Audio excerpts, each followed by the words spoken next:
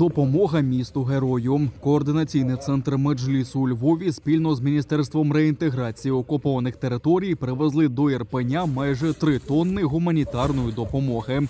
Це 100 продуктових наборів від турецької організації «Афад». Кожна коробка вагою у 20 кілограмів.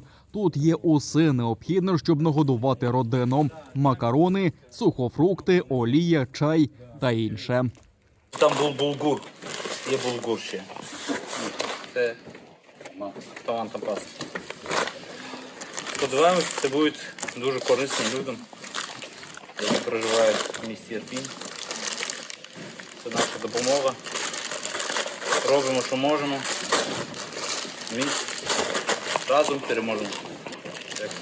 Гуманітарну допомогу передали меру міста Олександру Маркушину. Далі міськрада розподілить її тим, хто найбільше потребує. Впевнений, що це буде дуже корисно для міста, але саме важливе те, що ми разом в ці складні часи показуємо і насправді переживаємо, співпереживаємо той біль, ту трагедію і впевнений в тому, що все це дуже швидко буде відновлено і стане більш навіть краще, як сказав мер. Тобто рухаємося разом далі до розвитку і для того, щоб стати більш сильнішими і більш єдиними після перемоги. Разом із продуктами волонтери з координаційного центру Меджлісу привезли іще 100 навчальних книг для малечі з інформацією про небезпеку мін. Це комікси та розмальовки, а від МНС Туреччини – 100 рюкзаків. Вони не порожні. Там є аптечка, дощовик та навіть радіоприймач. Ага.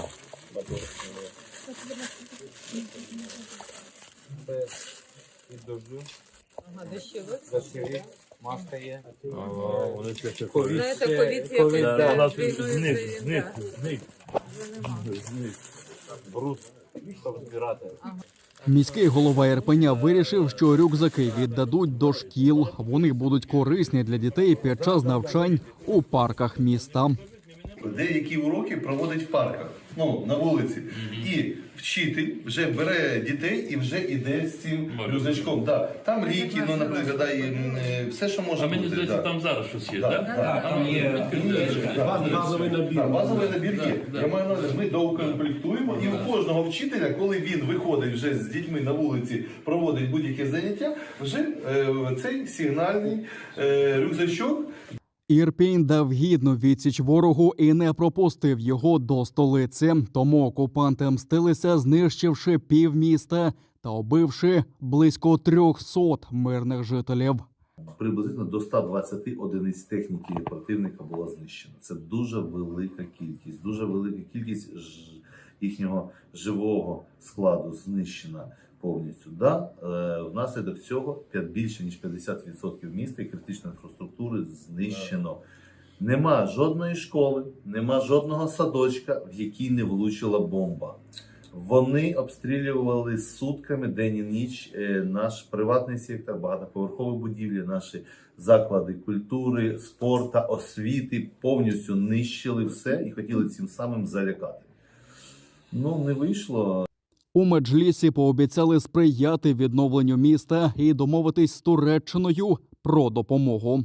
І те, що тут відбувалося, і те, що ваші люди, які були під час окупації, і вони і вистраждали, і є жертви, все це є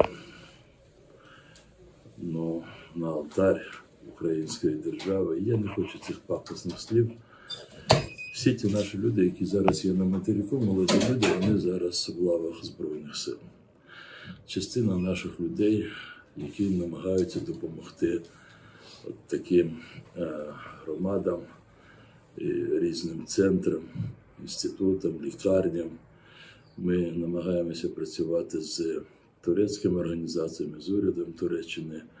Я зараз говорю виключно про гуманітарну допомогу, з громадськими організаціями європейських країн. І зрозуміло, що все те, що нам вдається, це доходить до людей, які цього потребують. Нині звільнене від окупантів місто оживає. До нього повернулися близько 15 тисяч жителів. Починається активна відбудова. Уже влітку тут планують відкрити нову школу, яку не встигли добудувати до повномасштабного нападу Росії.